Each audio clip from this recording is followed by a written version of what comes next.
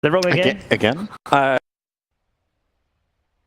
So they were all for Gambit. Yeah. I was thinking about it until the panel went all for Gambit. Right. And I'm starting to wonder like if OG's team fight may be good enough just because the early game, like ES and Witch Doctor can cause a lot of problems. I'm EP'd out, so he could be involved in the top because they're going again. Just no tell is going to be the punching bag.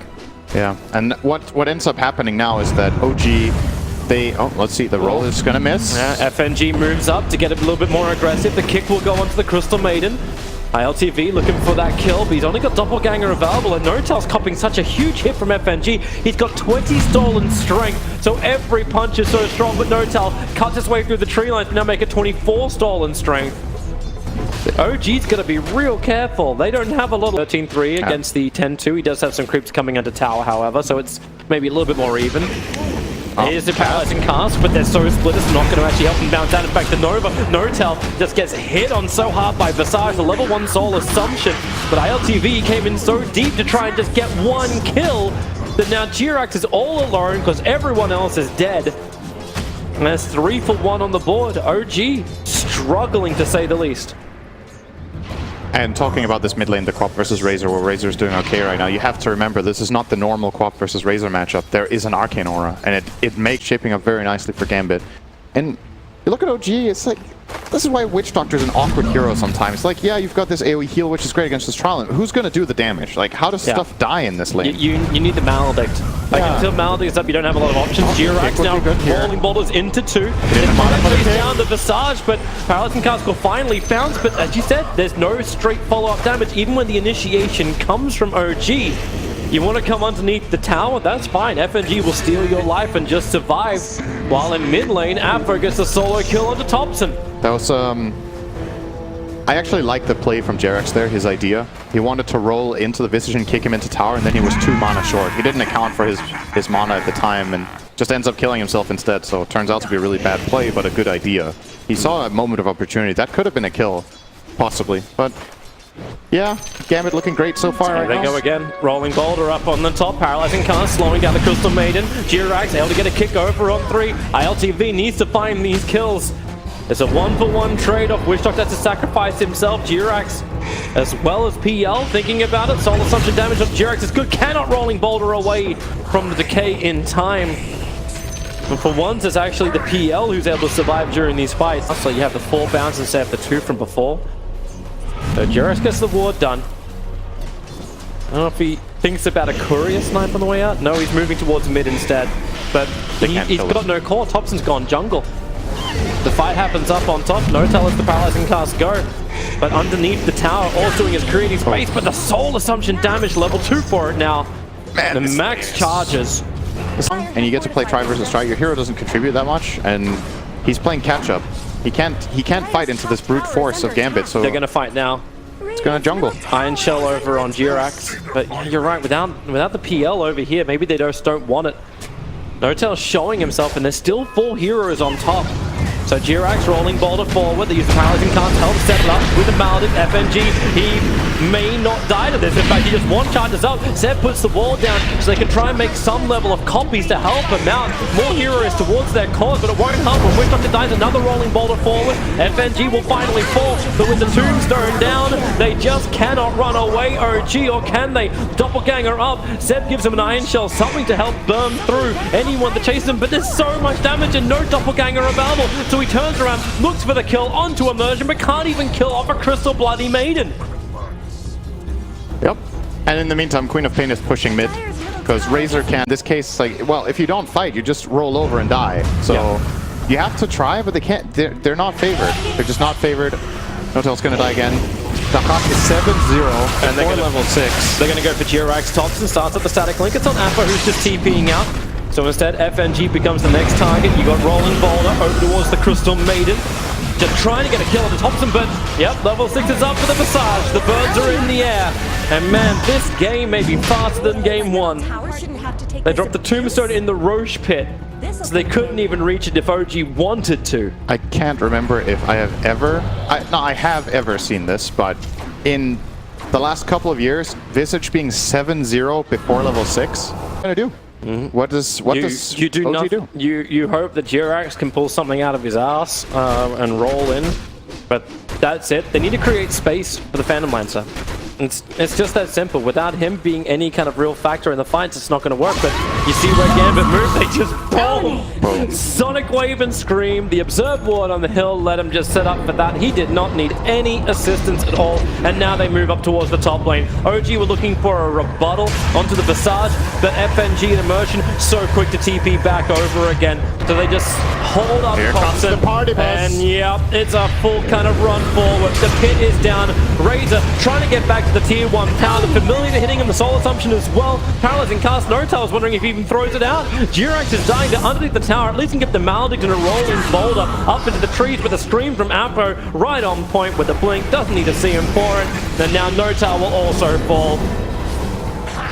God. Do you even tap?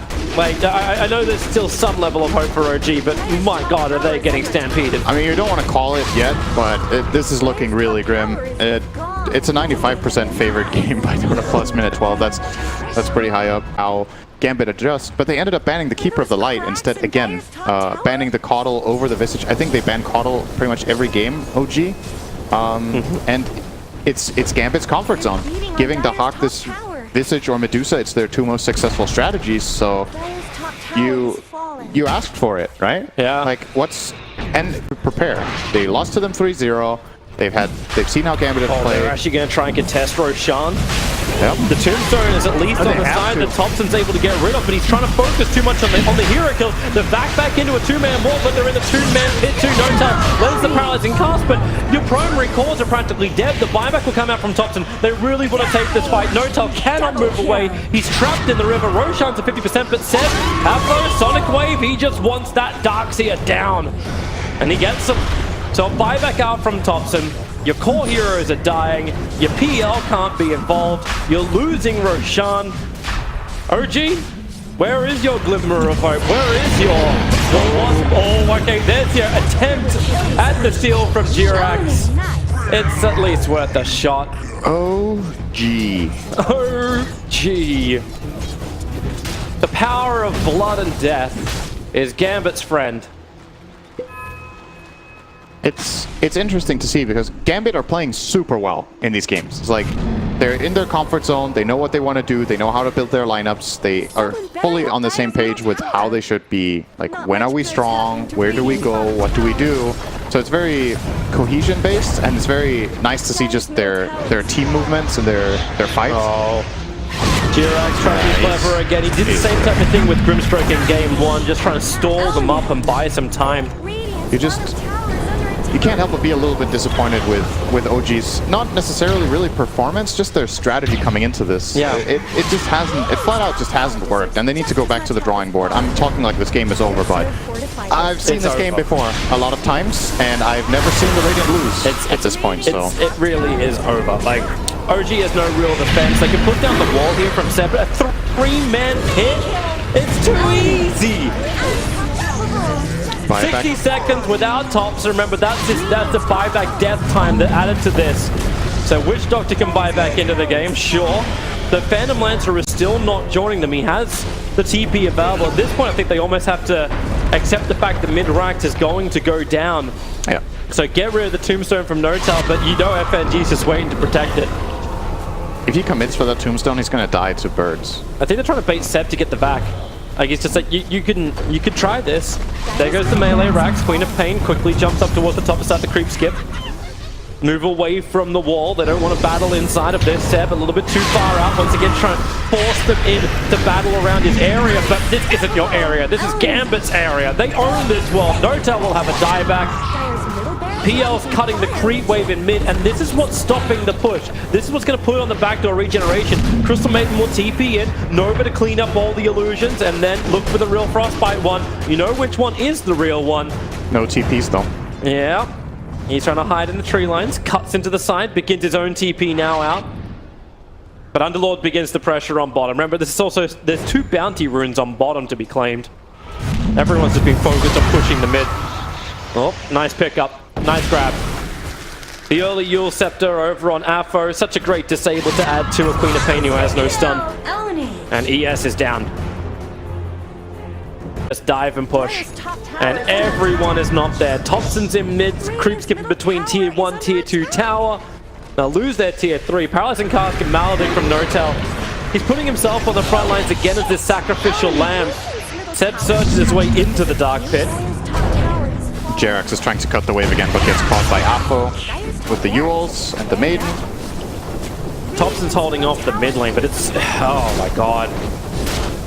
Like, they're really going to play for the third lane of Rax. No reason to fight until you got better items. Let your supports keep dying as diminishing returns for the kills that Gambit's getting, and they're not going to wait for it. They're going for the tier 4 towers. Enough delay tactics. You fight now. Even the Aghanim Scepter up for the Queen of Pain. Let's make that a nice 40-second cooldown for the ultimate. Blinks in, Notel. Look at the Maledic offers again, another 3-man pit. They'll scream Seb out of it. He does get a half-decent wall, but both PL and Wishdoctor are down. All that farming, and for what? For death, for GG. 33-3, Gambit take out OG at the end. Actually being 34 by the end of it. Not even 20 minutes on the board. The game couldn't have gone worse for OG, and life couldn't be better for Gambit. They moved through into the upper bracket